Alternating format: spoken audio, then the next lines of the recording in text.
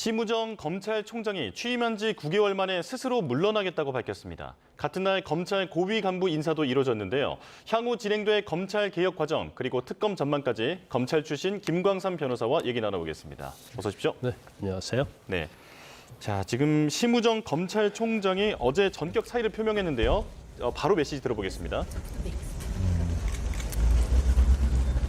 범죄를 처벌하고 국민을 범죄로부터 지키는 국가의 형사사법 시스템은 국민의 기본권과 직결된 문제입니다.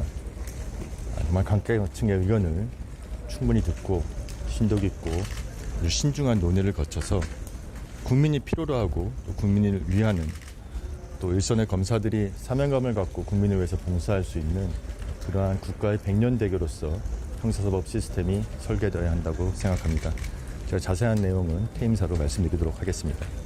현 정권 검찰 개혁 관련해서 입장 있으실까요? 제가 지금 말씀드린 그 내용이 그렇게 형사사법 시스템이 설계되어야 한다는 제 입장입니다.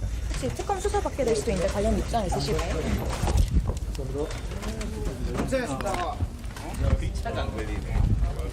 자, 심우정 검찰총장 어제 사의를 밝혔는데요. 오늘 지금 출근길에 짧게 메시지를 밝혔습니다. 자, 어제 사의를 밝히면서 냈던 입장문에 담긴 내용과 대동소이한 내용인데 형사사법제도는 국민 전체의 생명 그리고 신체 재산 등 기본권과 직결된 문제다라는 메시지를 다시 한번 밝혔습니다. 자, 9개월 만에 사퇴를 하게 된 건데요. 자, 김광삼 변호사와 얘기 나눠보겠습니다. 자, 지금 시점에 사표를 낸 배경 어떻게 보고 계십니까? 이건 제가 볼 때는 예상했던 일이죠. 일단 이제 심우정 검찰총장이 이전에 이제 윤 전 대통령이 임명한 검찰총장 아닙니까? 그러면서 이제 김건희 여사 사건이랄지 여러 가지 상황에서 보면 너무 윤 전 대통령의 편향된 수사를 한 게 아니냐. 이건 이제 야당으로부터 굉장히 공격을 많이 그 당시 야당이죠. 민주당으로부터 공격을 많이 받았고 결과적으로 지난 대선 때 이제 정권이 바뀌었어요. 그러면 이제 정권이 바뀌었으면 당연히 현 정부에서 임명하는 이제 검찰총장이 대부분 인전에 보면 임명되는 게 사례였고 아마 이제 본인 입장에서는 계속 버틴다 하더라도 임기가 2년이지만 사실은 이 임기 2년이 어떤 기속력이 있는 건 아닙니다. 1988년도에 사실 이제 검찰의 독립성을 위해서 임기 2년이 사실 이제 법으로 제정이 됐거든요. 그런데 25명의 검찰총장이 있었는데 사실 임기를 세운 검찰총장은 9명밖에 없었어요. 그만큼 검찰총장의 자리는 이제 정권에 의해서 변동이 있는 휘둘리는 이제 그런 자리라 볼 수 있어요. 그런데 이제 심우정 검찰총장은 이제 그대로 총장직을 수행하기는 굉장히 어려운 측면이 있죠. 왜냐하면 현 여당 민주당에서 수사를 받으라고 계속 압력을 가하고 있고요. 그다음에 또 본인이 총장으로 있으면서 수사했던 김건희 여사에 대한 사건들이 전부 다 특검으로 넘어갔지 않습니까? 그런데 특검 수사를 앞두고 있고 그다음에 계속적으로 있으면 이제 허수아비 총장밖에 될 수 없어요. 그러면 검찰총장 입장으로서는 오히려 검찰이 이제 부담이 되는 이제 그런 사안이기 때문에 이제 본인이 사의를 표명한 것이다 이렇게 볼 수 있겠습니다. 이제 앞으로는 특검 수사 대상도 될 것이다 이렇게 말씀을 하셨는데 그 부분은 조금 뒤에 짚어보도록 하고 심 총장이 지금 이재명 정부가 추진하는 검찰개혁 방안에 대해서 계속 우려의 목소리를 내고 있지 않습니까? 부작용이 생길 수 있다라고 발언했는데 어떤 부분을 우려하는 걸까요? 여러 가지 있을 거예요. 그런데 구체적인 얘기는 하지 않았지만 일단 이렇게 서둘러서 할 게 아니고 학계 전문가 이런 사람들 의견이 필요하다는 거고요. 그다음에 이제 국민의 기본권과 관련해서는 이제 여러 가지가 사실은 문제는 있긴 하죠. 왜냐하면 검찰청 또 검찰이 이제 수사권을 이제 폐지하는 거잖아요. 결과적으로 따지면 그 수사를 못하게 됐을 때 경찰에서 수사한 사건에 대해서 이의 신청했을 때는 어떻게 할 것이냐랄지 기존에 이제 항고제도랄지 이제 재항고제도 이런 것들이 있거든요. 국민의 어떤 민원을 어떻게 보면 해결해주는 이제 그런 제도인데 이제 그런 것들을 어떻게 할 것인지 그다음에 지금 우리 대한민국 검찰이 이제 수십 년 동안 쌓아온 전문적인 이제 수사 노하우가 있거든요. 전문성이 있는데 그런 것들이 이제 사라질 수 있기 때문에 이런 것들을 어떻게 승계시킬 것인지랄지 그래서 특히 이제 가장 중요한 것은 이제 국민의 기본권과 관련된 문제예요. 왜냐하면 이제까지 이제 경찰이라는 수사기관이 있었고 검찰이라는 수사기관이 있었고 경찰에서 수사가 미진했을 때 또 검찰이 또 수사를 보완 수사도 할 수 있고 그랬는데 이제 아예 그 어떻게 보면 법원까지 가는 과정 또는 뭐 무혐의랄지 불송치했을 때의 어떤 거기에 대한 어떤 구제책 이런 것들이 아직 구체적으로 나온 게 없기 때문에 예. 여러 가지 이제 부작용이 있을 수 있다는 점을 심 총장이 지적을 한 거다 이렇게 볼 수 있습니다. 예. 자, 검찰 고위 간부 인사도 눈여겨볼 만한 점인데 일단 심 총장에 앞서서 이진동 대검차장 그리고 양석조 서울 동부지검장, 신흥석 서울 남부지검장 등 전 정부 검찰 지휘부가 사의를 표명했습니다. 그리고 여기에 새로 임명된 사람들이 이문정 그 대전지검 부장검사 그리고 김태훈 서울고검 검사 여기에 정진우 서울 북부지검장 노만석 대검 마약조직범죄부장 각각 요직을 맡게 됐는데 여기에서 가장 눈에 띄는 점이 아무래도 이문정 검사가 아닐까 싶거든요. 지금 인사 어떻게 보십니까? 일단요 어제 이제 서울 대검 차장, 동부지검장, 남부지검장 다 사표를 냈잖아요. 네. 검찰 수뇌부가 사표를 냈는데 그 이제 검찰 수뇌부라는 그 고위직들이 사실은 이제 윤정무 때 이제 특수통이고 어떻게 보면 친윤석열 사단 이렇게 볼 수 있는 사람들이에요. 그래서 이전에도 민주당이 야당일 때 굉장히 공격을 많이 받았고요. 그래서 이제 어제 사표를 냈는데 아마 사표를 어제 왜 전격적으로 한 5명 이상이 이제 사표를 냈을까? 그것은 아마 이 현 정부에서 메시지를 주었을 겁니다. 예. 그래서 어제 날짜로 검찰 고위직 인사가 있다. 그래서 어떻게 할 것이냐. 이제 만약에 사표를 내지 않으면 이제 좌천성 인사를 하겠다. 이제 그런 취지의 메시지 전달했을 거예요. 이제 예. 그러다 보니까 일괄적으로 사표를 냈고 또 심은정 총장이 사의를 표명한 한 5시간 만에 일단 검찰 고위 인사 이동이 있었거든요. 발표가 됐거든요. 예. 그래서 일단 우리가 그런 것 같아요. 이제 문재인 정부 때 잘 나가던 검사, 친문 검사들이 윤석열 정부 때 다 좌천됐잖아요. 또 윤석열 정부 때 친윤 검사로 온 사람들이 또 이재명 정부가 들어오면서 다 좌천이 되고 예. 또 어떻게 보면 지난 윤 정부 때 윤석열 정부에 굉장히 대립각을 세웠던 사람들이 다시 수뇌부로 들어오는 제가 볼 때는 상당히 악순환이라고 보거든요. 이제 검찰이라는 것은 준사법기관이고 독립성이 보장돼야 하는데 이 정부가 바뀔 때마다 어떻게 보면 어느 정치적으로 성향이 있는 검사들이 승진하고 그와 반대되는 검사들은 이제 좌천이 되는 이것이 사실은 이제 검찰 독립과는 완전히 이제 반대되는 그런 거예요. 그래서 이번에도 보면 이제 이문정 검사 같은 경우에는 뭐 계속적으로 윤석열 전 대통령의 비판을 해왔던 인물이잖아요. 그다음에 김태훈 서울 남부지검장으로 가는 김태훈 검사 같은 경우에는 또 윤 전 대통령 문정부 때 윤 전 대통령에 대해서 징계를 주도했던 예. 그런 검사입니다. 자, 지금 김건희 여사 의혹을 수사하는 민중기 특검팀이 오늘 현판식을 여는데요. 현장으로 바로 가보겠습니다. 1호 수사 사안 정하셨을까요? 그런 수사에 관한 내용은 말씀드리기 곤란합니다. 김건희 여사 의혹이 좀 많은데 수시로 좀 소환할 가능성도 있을까요? 특검님 혹시 1호 수사 사안 정하셨을까요? 자, 민중기 특검이 오늘 현판식을 앞두고 있는데요. 본격적인 수사 개시를 앞두고 취재진들이 건물 앞에 모여서 질의를 던졌지만 뚜렷한 대답은 하지 않은 상황입니다. 자, 지금 김건희 여사에 대한 우선 소환도 검토한다. 이런 얘기도 앞서서 언론 보도를 통해서 알려진 바 있는데 추후 계획은 이어지는 보도로 전해드리도록 하겠습니다. 자, 지금 검찰 내부 얘기를 조금 더 다시 이어가 보도록 하겠습니다.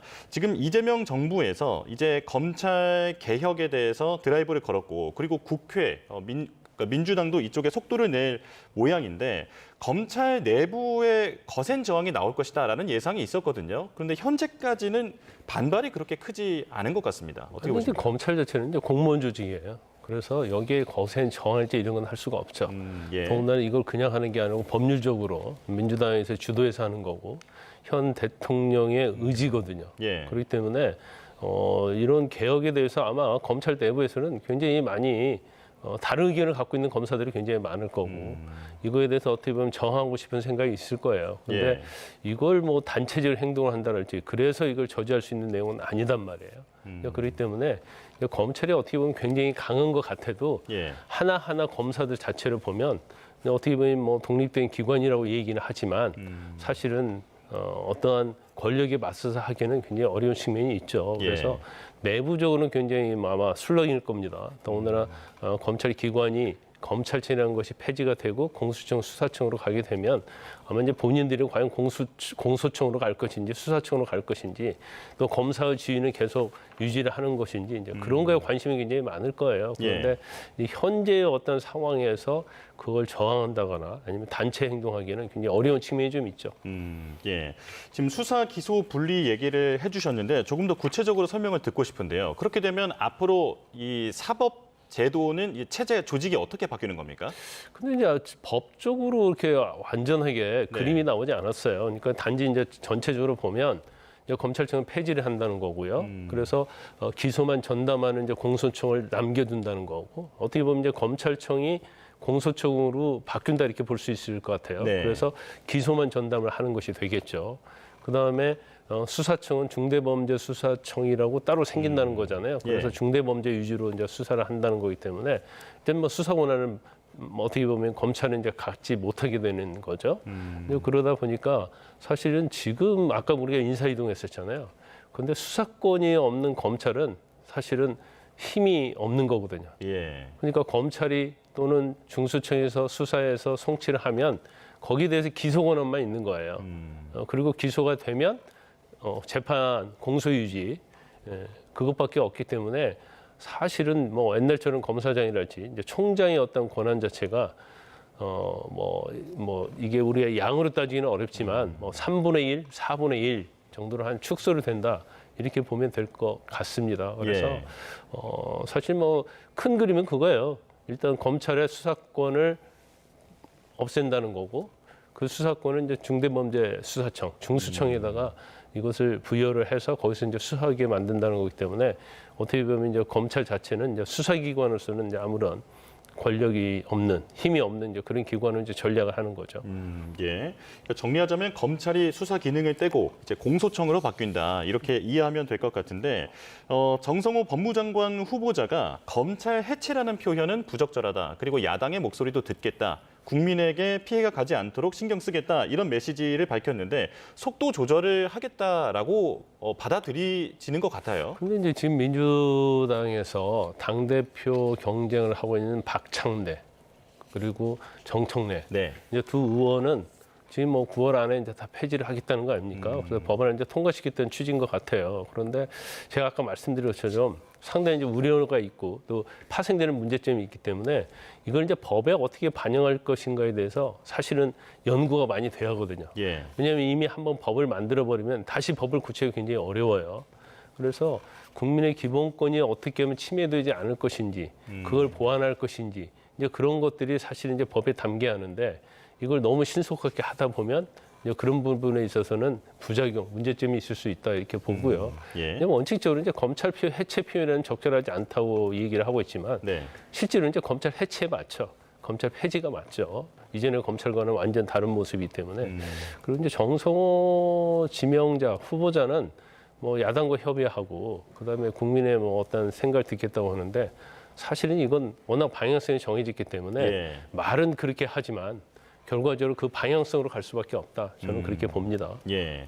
자, 다시 심우정 검찰총장 얘기로 넘어와서 앞서 특검의 수사 대상이 될 것이다 말씀을 하셨는데 지금 논란이 됐던 부분을 보면 도이치모터스 주가 조작 사건에 대한 어떤 그 불기소 그리고 내란에 연루되어 있다. 즉시 항고를 포기했다. 여러 가지 의혹이 있지 않습니까? 어떻게 수사가 진행이 될까요? 그런데 일부는 뭐 법률적으로 전혀 문제가 없는 것들이에요. 그러니까 예. 어떤 적절하지 않았냐, 적절했느냐 이거에 대한 비판받을 수 있지만 예를 들어서 이제 항구권 포기 자체를 그걸 이게 법률적으로 문제가 있다고 볼 수 있는 건 아니거든요. 그래서 이제 그렇지만 뭐 일종의 뭐 내란에 동조를 했느냐 안 했느냐 이제 그것도 사실 이제 총장으로서 12월 3일 비상계엄 하기 전에 어떤 그 영향을 미쳤느냐 안 미쳤느냐 뭐 예. 공모했느냐 이제 그런 부분이 좀 중요할 것 같고요.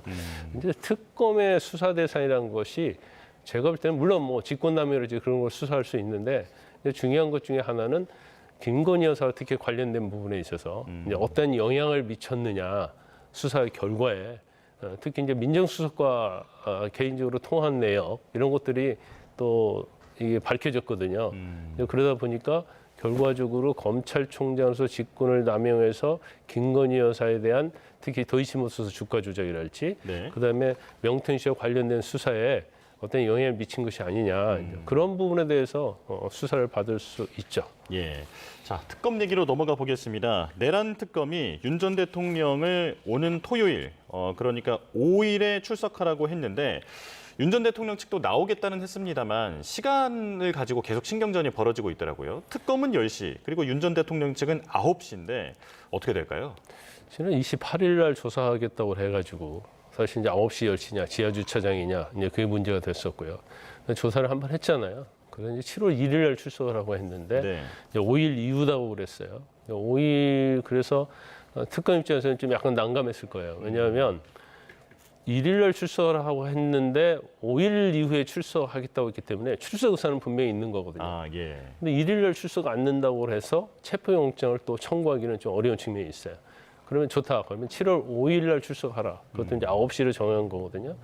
근데 거기에 대해서 이제 윤석열 전 대통령 측에서 10시 하자 이렇게 얘기를 하는 거예요. 물론 10시에 하자고 요청은 할 수는 있겠죠. 네. 그런데 제가 볼 때는 9시, 10시가 이렇게 중요한지 모르겠어요. 아, 예. 아마 윤 전 대통령 입장에서는 기존에 보통 검찰에서 불러서 조사할 때는 10시 아니면 오후 2시입니다. 이제 그런 식으로 하자는 건데 이건 뭐 그 일반 사건과 다르잖아요. 예. 그래서 제가 볼 때는 뭐 저 아주 사소한 거 가지고 왜 윤 전 대통령 측에서 실랑이를 벌이는지 좀 이해가 가지 않아요. 근데 결과적으로 9시냐 10시냐 했는데 특검 측에서 그냥 9시에 나와라 했잖아요. 예. 그럼 오히려 윤 전 대통령 측이 모양새만 구긴 거예요. 뭐 1시간 차이인데 뭐 1시간 일찍 일어난다랄지 1시간 미리 만나서 뭔가 뭐 준비를 한다랄지 그러면 되는 건데 이거 지금 껌껌이 이렇게 하다 보니까 결국 어떤 언론 보도에서는 트집 잡기다, 버티기다 이런 얘기 나오고 있지 않습니까? 그래서 좀 대승적 차원에서 조사 받을 건 받고 또 경우에 또 시간이 안 되면 또 요청을 하고 그래야 하는데 뭐 지난번 수사 때도 그랬잖아요. 9시에 나오는데 10시로 해서 10시로 또 간 거잖아요. 예. 그래서 이 아주 자질구레한 거 가지고 이렇게 신경전을 벌일 필요는 없다 이렇게 봅니다. 예. 9시가 됐든 10시가 됐든 토요일에 2차 소환 조사는 이루어질 것으로 보이는데요. 그런데 내란 특검이 이번에는 외환 혐의를 포함해서 조사 대상에 넣었더라고요. 네. 자, 내란 특검팀은 어제 군 드론 작전 사령부에 무인기 납품 실무를 맡았던 그 연구원을 직접 불러서 조사했다고 하는데 이제 외환 관련해서는 어떤 내용을 물어볼까요? 일단 조은석 특검, 내란 특검이요. 이제 성과를 내기 위해서는 이제 두 가지가 있다고 봐요. 첫 번째는 윤 전 대통령을 어떻게 해서든지 이제 재구속하는 거, 다시 예. 구속하는 거고요. 두 번째는 이제 외환 유치 사건 이외에는 사실은 이전에 이제 경찰 검찰에서 다 수사한 사건이거든요. 그래서 이첩을 받아서 이제 이미 김용현 전 장관에 대해서는 추가 기소했지 않습니까? 그리고 윤석열 전 대통령은 이제 그 부분에 대해서 조사를 하려고 하고 있죠. 조사를 일부 했었고요. 네. 그래서 그건 이미 경찰 검찰에서 수사한 내용이에요. 그러니까 체포영장을 집행하려는 것에 대해서 방해를 한 것하고 그다음에 뭐 증거인멸과 관련된 비화폰과 관련된 부분 이것은 이미 경찰 검찰에서 수사한 거기 때문에 단지 현 특검에서는 윤 전 대통령을 조사해서 기소만 하면 되기 때문에 이건 특검의 실적이 아니에요. 예. 그러면 특검 자체가 가장 성과를 낼 수 있는 부분은 이제 외환과 관련된 부분인데 이 수사도 굉장히 좀 신속하게 이루어지고 있다 이렇게 봐요. 왜냐하면 일단은 윤석열 정부의 이제 드론 사령부에서 지금 북한에 이제 무인기를 보냈다는 의혹을 받고 있는데 그 무인기하고 그다음에 국방부 드론 사령부에서 납품을 했는데 예.